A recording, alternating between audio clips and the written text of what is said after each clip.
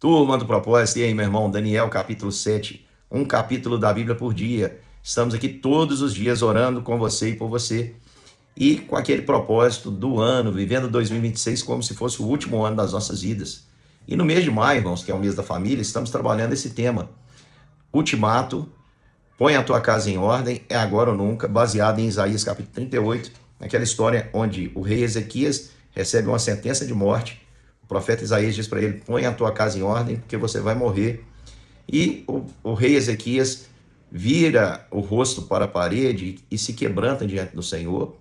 E nesse quebrantamento o Senhor muda aquele quadro.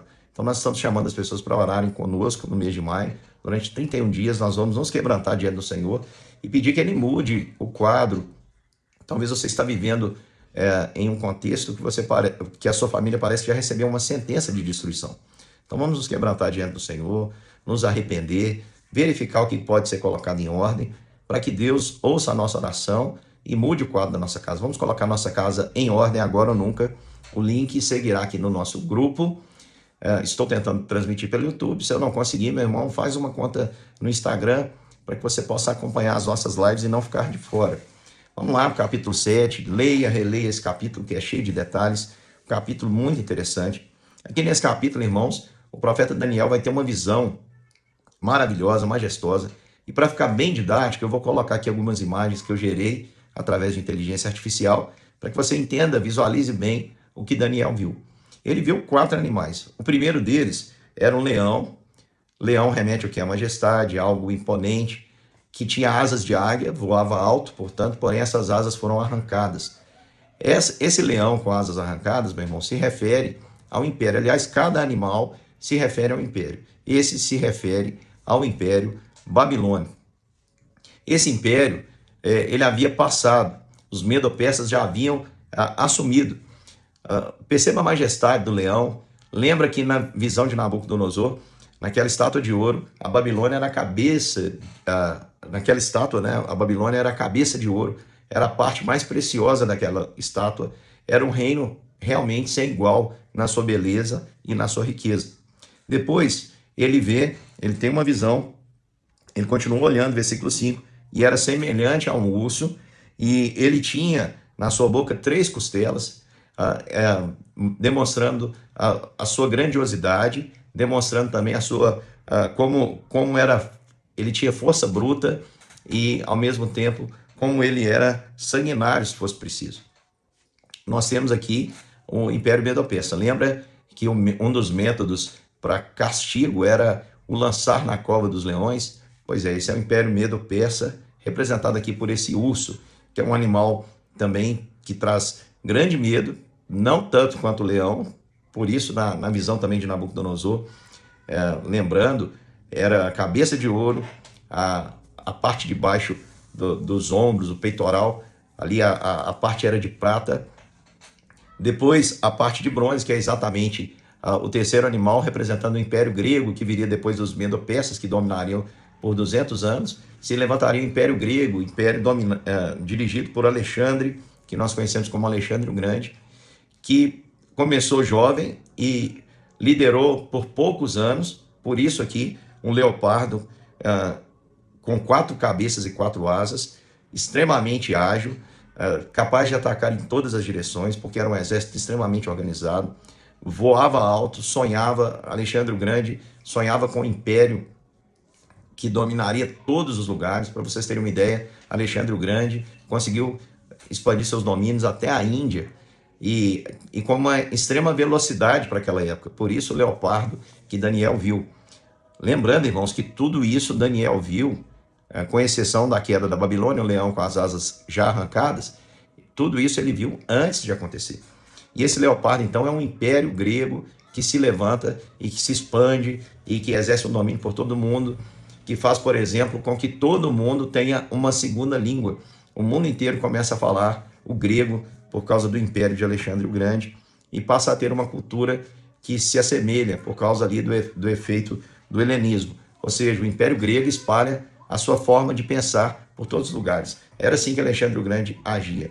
Ele chegava num lugar, dominava, parte dos seus soldados, que eram extremamente capacitados por serem gregos, ficavam ali para ensinar a cultura, a maneira de pensar, os modos da Grécia. E por fim, aparece um animal espantoso, uma besta fera. Versículo 7, continuava olhando e viu um quarto animal terrível, espantoso, sobremodo forte, o qual tinha grandes dentes de ferro. Ele devorava, fazia em pedaços, pisava os pés a tudo. Era diferente de todos os animais. E estando eu a observar os chifres, eis que entre eles subiu outro pequeno, diante do qual 3 dos primeiros chifres foram arrancados. E eis que neste chifre havia olhos como de homem e uma boca que falava com insolência. Portanto, aqui está falando sobre um império e que desse império nascia um outro chifre, e esse pequeno chifre na Bíblia é sinônimo de poder, preste atenção. Então, na Bíblia, chifre significa poder. O óleo para ungir os reis era colocado em um chifre. Era uma arma de guerra dos animais e simbolizava ali poder em um contexto bíblico. Portanto, a gente está falando de um império poderosíssimo, e esse império é o Império Romano. Os chifres representam o poder, e o chifre pequeno que aparece representa exatamente o espírito do anticristo que opera em desacordo daquilo que é a vontade de Deus. Nós sabemos, irmãos, que o espírito do anticristo já atua, João já disse isso, todo aquele que não confessa que Jesus veio em carne, esse tem o espírito do anticristo, era o que João dizia. Mas nós sabemos que o anticristo não é aquele que se opõe a Cristo, no sentido assim, nós temos o Cristo e nós temos um antagonismo ao Cristo, mas o anticristo é aquele até que se parece com o cordeiro, mas ele fala como dragão. Muitas pessoas acreditam que o anticristo é um sistema, muitas pessoas acreditam que o anticristo é alguém que virá nos últimos dias. Eu acredito, irmãos, que nós temos muitos anticristos, tanto sistemicamente falando, como personagens que agem como anticristo da história, e também teremos alguém que vai se destacar no final por parecer como a solução para a humanidade. No entanto, esse estará em oposição ao Senhor. E o texto diz, no versículo 9, depois de falar de todos esses impérios esses que representam, preste atenção, não se engane, todos esses impérios representam poder, representam glória, representam autoridade, domínio. No entanto, irmãos, por maior que seja o império, mais rico como a Babilônia, feroz como o Medo-Persa, ligeiro, sagaz, inteligente como o Império Grego, aterrorizante como o Império Romano, ou até mesmo dissimulador e com poderes espirituais como o Império do Anticristo, o governo, meus irmãos, o texto mostra, pertence a apenas um. Pertence àquele que se assenta no trono, o ancião de dias. Diz o texto, versículo 9, e Daniel continua olhando, até que foram posto um trono, e o ancião de dias se assentou. Quem que é o ancião de dias? Ancião de dias significa sábio. A palavra ancião significa sábio. O ancião de dias, que tinha sua veste branca como a neve, veste branca representa santidade, então era santo mais do que todos os outros seres, e os cabelos da sua cabeça eram como pura lã, ou seja, branquíssimos, representando a sua profunda sabedoria. Toda a sabedoria estava ali, e ele estava sentado num trono, que eram chamas de fogo. Chamas significam pureza, o fogo a tudo purifica, e as suas rodas do trono, eram de fogo ardente, e dali também saía um rio, um rio de fogo. Diz o texto aí, versículo 10, um rio de fogo manava e saía dele, milhares e milhares o serviam, uma miríade, como a imagem aqui. E esse que se assenta no trono é realmente, meu irmão, aquele que tem o governo.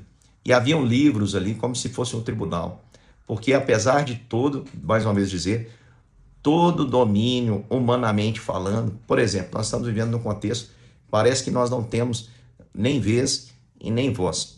Parece que a nossa nação, os outros países também sofrem a mesma coisa.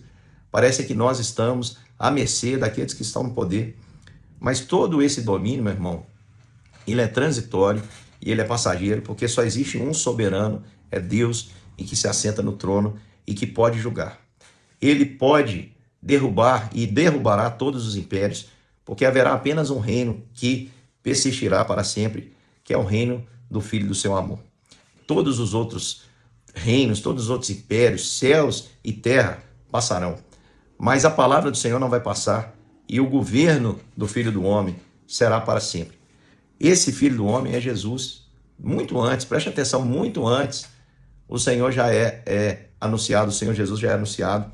Aqui no versículo 14, quando diz, versículo de número 13, diz assim: eu estava olhando nas minhas visões, e eis que vinha com as nuvens do céu, um como filho do homem, e dirigiu-se ao ancião de dias, e fizeram chegar até ele.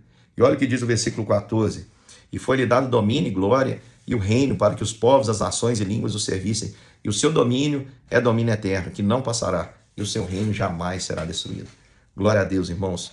Esse é o Senhor Jesus Cristo. Ele concede a vitória ao seu povo. Versículo 27 diz: o reino, o domínio, a majestade dos reinos, debaixo de todo o céu serão dados ao povo dos santos do Altíssimo. O seu reino será reino eterno, e todos os domínios lhe servirão e obedecerão. Nenhum império jamais poderá se equiparar ao reino que Deus estabeleceu através do seu Filho Jesus. Por isso, meu irmão, você precisa ter discernimento espiritual para entender que todo governo humano é transitório. Não se assuste por causa dos malfeitores que estão no poder. Eles passarão como Nabucodonosor, como todos os imperadores e ditadores que estiveram no poder um dia, assim como o anticristo. Todos eles cairão, porque só há um rei soberano para todo sempre, e a ele pertence a glória, o domínio e o poder, é o Senhor Jesus Cristo. Confie na justiça divina. Tem alguém assentado no trono de fogo, que julga todas as coisas, que sabe todas as coisas. Os livros estão abertos diante dele, e os anjos estão à sua disposição para servi-lo. Um dia esses anjos virão para separar o justo do injusto. Todos serão julgados diante daquele que venceu a morte. Seja leal, meu irmão, fiel ao Rei dos Reis e Senhor dos Senhores que te chama. Esse Senhor é Jesus Cristo. Apesar de termos uma cidadania terrena, lembre-se que, acima de tudo, você é cidadão dos céus. Você tem o dever e o compromisso, acima de tudo, com o Senhor Jesus.